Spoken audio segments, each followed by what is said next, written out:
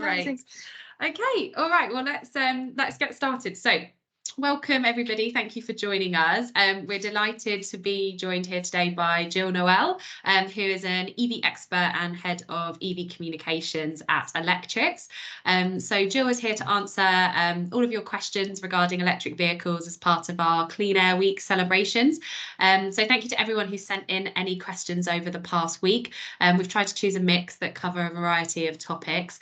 So let's get started. So Gill, question number 1 is from Sarah via Instagram.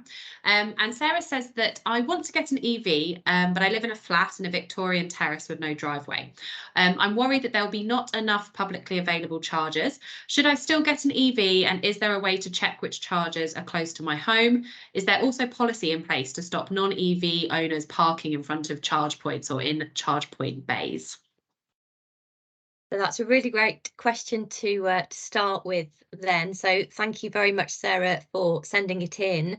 I think it's definitely worth checking which public chargers are available near you. I don't think it should necessarily put you off getting an electric car at all.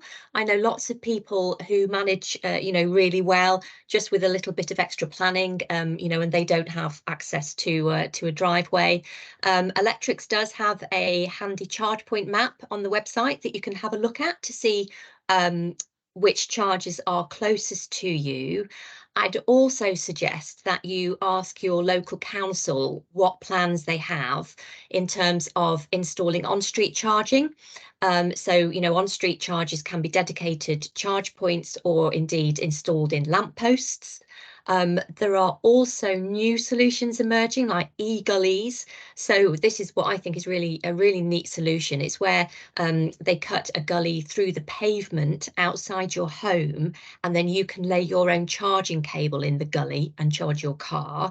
So your car is powered from your domestic electricity supply, which is much cheaper than using a public charger.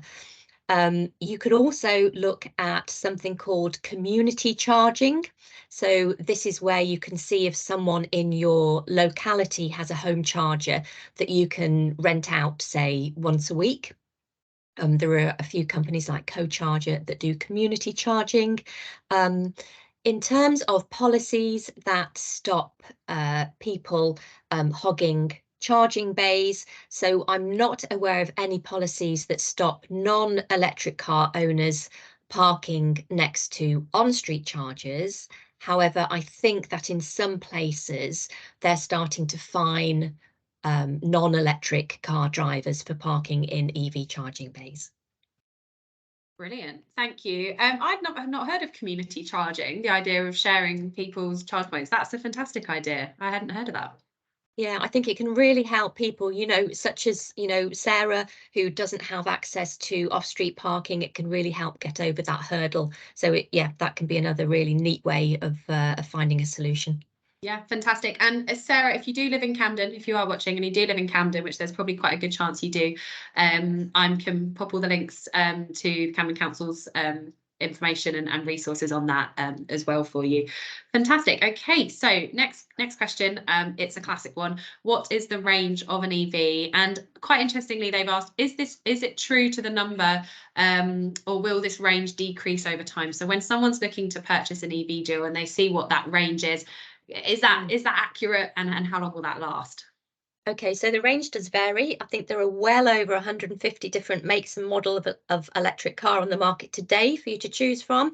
As a rule of thumb, I always say that about a third will happily go for over 200 miles on a single charge, and over half will go for over 250 miles on a single charge.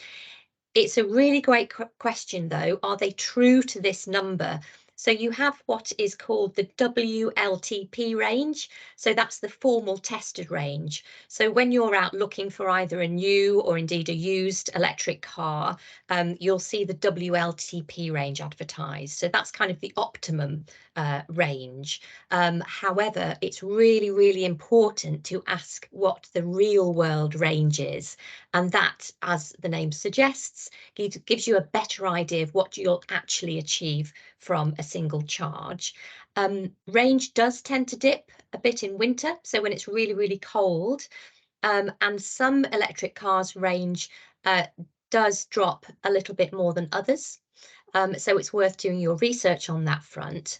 It's also very dependent on your individual driving style. So if you've got a really heavy foot, for example, you're going to use up a bit more power than if you don't have a heavy foot. And obviously, if you have the aircon or the heating on full blast a lot, it's going to have a bit of an impact on range. But what we don't hear so much about is that the range of electric cars can increase as well, especially in warmer weather. So if I can just give you my own personal example, I've got a Kia e-Niro. The formal range is 282 miles on a single charge. My real world range is about 280 miles, so not far off that formal tested range at all. In the really cold weather, it drops to about 250 miles. However, in the summer last year, I was getting over 290 miles on a single charge. So that's, Wow. you know, sort of 10 miles above the formal tested range, which is really interesting. And you don't hear much about that side of things at all. I think the other part of the question was, will the range decrease over time? A really, really excellent question. So Tesla have literally just a few weeks ago released some data to suggest that, or to show that even at 200,000 miles, then their cars have only lost just over 10% of battery capacity. So it's very, very little battery degradation over time. There was an issue with the very, very early models, particularly the Nissan Leaf, that didn't have a very good battery management system in place. However, electric cars on the market today, there's no issue with battery degradation. You're going to lose a little bit, but over the lifetime of the car, you know, you're going to get great value from that battery. And generally speaking, electric car batteries will outlast internal combustion engines. Yeah, brilliant. Wow, thank you. I think that's going to be really reassuring to a lot of people, because I know that range anxiety is I think one of the most common things that stops people getting an EV. So that's really helpful. Thank you. And actually so interesting about all the different reasons that it can fluctuate from how you're driving to the temperature. So really helpful. Thank you. Okay, next we have a question from Rebecca. This came in via Twitter. And she says, is there a way to plan ahead of time the best places to charge if doing a long journey? So she says that she's heard stories of getting to service stations and charge points being broken. So she doesn't want to be stranded, she says. So is there a way that if you're, driving up other side of the country, is there a way that you can look ahead and see, plan your journey? Where can you charge along the way? Yeah, absolutely. So first thing I'd say is that it's generally, if you are doing that longer journey, then it's a good idea to have a plan A and a plan B, just in case either maybe the charger is busy, which to be fair doesn't happen that often, I don't think, or indeed if it's not working for any reason. So have a plan A and have a plan B up your sleeve just in case. There are a few really good apps that you can use. Plus, we have the charge point map on the Electrics website that you can check out ahead of those longer journeys. But yeah, have plan A, have plan C, and just be prepared to stop for, gosh, if you're topping up to 80%, 20, 30, 40 minutes, have a cup of coffee, and then you'll be on your way again. Brilliant, thank you. Wonderful. Okay, so next question. What is the cost comparison of an EV to a petrol or diesel car? And when do you think these EVs will match petrol diesel cars in terms of that upfront cost? Okay, so certainly in terms of running costs, then electric cars on average are 47% cheaper to run than their petrol and diesel equivalents. So that's from some research that we did fairly recently. We do have a cost comparison calculator on the Electrics website, and perhaps we can share a link to that. Which is really, really useful because you can compare a number of electric cars with their petrol equivalents, or you can compare two electric cars with each other, and that's taking all the costs into consideration, basically. And very often when you do look at all the costs involved, then electric cars can indeed come out cheaper. It can also help, actually, rather than having to look at the upfront cost. If you think about leasing your electric car, you don't have to think about that sticker price, if you like. Just have to make sure, of course, that you can afford those monthly payments, but that can be quite a nice way of breaking down the costs. Or indeed, and we might touch on this a little bit more later, you know, if you can persuade your company perhaps to set up an electric car salary sacrifice scheme, and then that can give really affordable access to electric cars as well. And the next part of the question, this is a really interesting one, and I wish I had a crystal ball, but the question was, when do you think electric cars will kind of match petrol and diesel cars in terms of upfront costs? So when will we start to see price parity with electric and petrol and diesel? Oh, a few years ago, I would have said about 2024.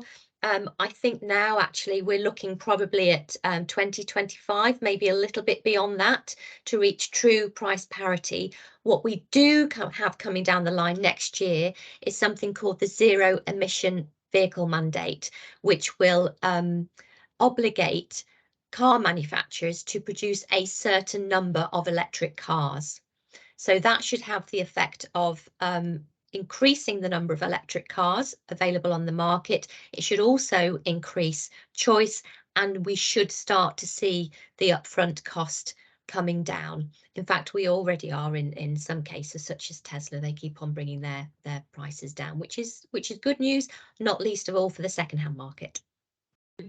Yeah, brilliant. So not far off, hopefully, in terms of price parity, but when you consider all of those other costs as well, there's definitely a lot of savings to be made with EVs. Brilliant. Okay. What's next? So, this is a good one.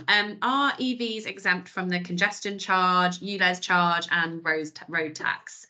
So we're looking now at the benefits of EVs.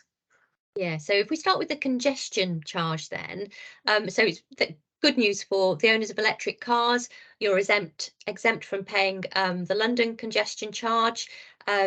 Zero emission vehicles are eligible for 100% discount, but you do need to make sure that you apply for a cleaner vehicle discount to get that benefit.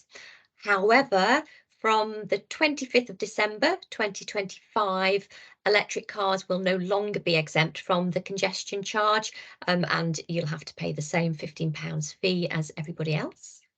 On the ULEZ, so the ultra low emission zone, fully electric cars are exempt from paying ULEZ charges. And of course, it's been it's been quite apparent in the news recently that London's ultra low emission zone will be expanding to cover almost all of Greater London from the 29th of August this year. On road tax then, so it's actually the vehicle excise duty. So electric cars are exempt from vehicle excise duty until April 2025. From that point onwards, then new electric cars will pay £10 for the first year, then the standard rate of £165 a year. For any electric cars registered after April 2017, they'll pay the standard annual rate of £165. However, those registered before 2017 will pay just £20 a year. It's worth bearing in mind, though, that if your electric car costs over £40,000, then you will be subject to pay what's called an expensive car supplement. So that's £355 on top of that standard rate. However, that does not apply to electric cars registered before 31st of March 2025. Wow, lots of facts and figures. Thank you so much. I think that's going to be really helpful for a lot of people who are either actually already owning an EV or not. So that's really useful. Thank you. I didn't know half of that, so that's brilliant. Great. Okay, next, this was an emailed question. This was from Francesca, and she says, what are your views on hybrid vehicles? So I'm tempted to get a hybrid before moving completely to an electric vehicle and transition slowly rather than moving straight away. So that's a really good question. Hybrid vehicles, what do you think? Okay, so I'm going to make the distinction between hybrid and plug-in hybrid electric vehicles. So if we start with hybrids, then hybrids are basically petrol or diesel cars with no means of being plugged in.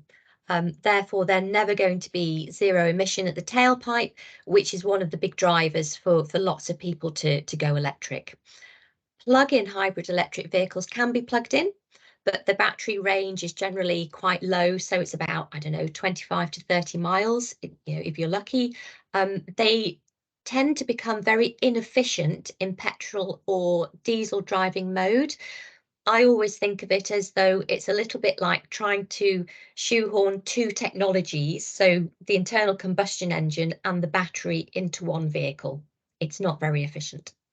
And whilst plug-in hybrid electric vehicles are often sort of touted as a climate solution, then tests on recent or the newest generation of plug-in hybrid electric vehicles indicate that they actually pollute significantly more than previously claimed on city and commuter routes. And that research is by a very well-respected body called Transport and Environment. So personally, I'd always recommend going full electric. Range is no longer an issue these days. Charging infrastructure is improving all the time. It's worth saying that in terms of public chargers these days, there are over 46,000 public chargers. And from memory, that's a 38% increase from this time last year. And a new trade body called Charge UK that is recently set up has committed to doubling the number of public chargers. Certainly, they've got the aim of doubling the number of public chargers this year, which is quite incredible. So I think, yeah, for me, I'd always recommend going all out, all electric straight away. Brilliant. And 38% increase in charge points in the last year. That's phenomenal. That is such a massive growth. Yeah, it really is, Georgina. And the thing that I always like to remember as well, and I know that, there are, of course, lots of people that don't have access to home charging, but there are nonetheless over 600,000 home chargers. And if you can charge at home, then most people tend to do the vast majority of their charging at home overnight. So yeah, I think it's a really good kind of news story on the public charging, but also the home charging and increasingly the on-street charging front as well. Absolutely, especially for a lot of our listeners, watchers, people that engage with Camden Clean Air. In urban environments, that reliance on public charge points is so key. So that's really brilliant to hear how quickly it's increasing. Right, one final question, and I hope you can still hear me. It has just started absolutely tipping it down outside. I can actually hear thunder as well, so I'm going to speak quite loudly. So we've got glass windows on the roof, so it's echoing all over the place. Right, so this is the last question from Ibrahim, and this is interesting because it actually links to home energy. So he says, I'm considering buying an EV and already have solar panels on my roof. That's great. Which charge point company is best for charging my vehicle and connecting to the panels? And would I need to buy some type of battery storage in order to do this? So I think this is a wider question around plugging in and charging an EV, also having some kind of renewable energy, whether it be solar panels, and how does that all connect? And who would you recommend working with to do all of those things? So a really great option is Indra. So their home chargers are compatible with solar. Indra is actually the Electrics home charging partner, so you can look at those through the Electrics website. I've actually got an Indra home charger and it's really great to use. It's so easy to schedule my charging using the app, and means that I only ever top up when it's cheapest and greenest to do so off peak. Sadly, I don't have solar panels, so I do have a little bit of solar panel envy here, I must admit. But if I did have solar panels, I'd be able to easily link up through the charger, so I'd be charging my car from solar, which would be absolutely fantastic. And of course, if you have battery storage as well, that's an added benefit. I don't think it's necessary, but it certainly sort of helps complete the picture in terms of being self-sufficient on the energy front at home. Brilliant, thank you. That's fantastic. I'll add the links to Indra as well. Great. Well, that's all for the questions that we received. So thank you so much to everyone who sent those in. I think just, before we finish, you know, it's worth saying that, so we at Camden Clean Air work really closely with electrics on encouraging the whole Camden community to transition to EVs. And one of the ways that we do this is through increasing awareness of the salary sacrifice scheme that I know you mentioned. So for anyone watching that doesn't know, please could you give a really brief summary of what this scheme is and why employers should consider introducing it? Yes, certainly. Thank you very much, Georgina. So, salary sacrifice offers employees an affordable way to access an electric car thanks to really low tax rates. So, that's benefit in kind, to get a little bit technical. Um, Salary sacrifice is basically where you agree to reduce your salary, so you pay less tax and less national insurance, and you receive a brand new electric car in return for that reduction in salary. And there's no deposit, there's no credit check required for the employee. For employers, it helps attract and retain employees, and it can really help towards sustainability targets as well. Um, Electric sets up the scheme at no cost to the business, so it's easy to set up with really flexible protection options if staff leave for any reason. Plus, it's all inclusive, and by all inclusive, I mean that we provide the electric car through our leasing partner, CBVC, home charger through Indra if you can charge at home, and insurance. So it's kind of the whole package. But I think really the key for employers is that, you know, it's a really great way to help and retain staff, and it really helps towards sustainability targets, and it doesn't cost you anything. Yeah, brilliant. Thank you. Yeah, that's fantastic. And again, you know, we can share a lot more information on that, so please do get in touch. Great. So, well, finally, before we finish, is there anything you'd like to add or mention that hasn't already been spoken about today that you think is important to know, or that you'd like to share with anyone watching? I think really just to say that I'd encourage anybody thinking about making the switch to an electric car to speak to other electric car drivers. You know, go for a test drive in an electric car if you can, and check out the Electrics website for lots of helpful information, and have a look at the cars we've got on offer through our leasing partner as well. Great, thank you so much. Well, thank you, Jill, for joining us today, and thank you anyone that's watching. If you would like any more information on what we've discussed, please do get in touch. Likewise, we are going to be organising some of these kind of EV salary sacrifice sessions over the coming months. So this is where we'll put on just half an hour online, almost like a tutorial. We'll bring electrics along, and it's open to any employers or employees wanting to know more about salary sacrifice. So we'll put information about that up online, so please do sign up for those. And Jill, very quickly, is the Electrics website, I know we've mentioned a few links that we'll put up, but what's the Electrics website for anyone watching, because I know that's going to have quite a lot of that extra information on that you've mentioned? Yeah, the Electrics website can be found at lvelectrics.co.uk, and you know, I'm always available on Twitter as well at Gill_Nowell, and happy to answer any further questions that people may have. Brilliant. Okay, well, thank you so much for joining. Thank you, Jill, for being our EV expert today, and I'll see you very soon.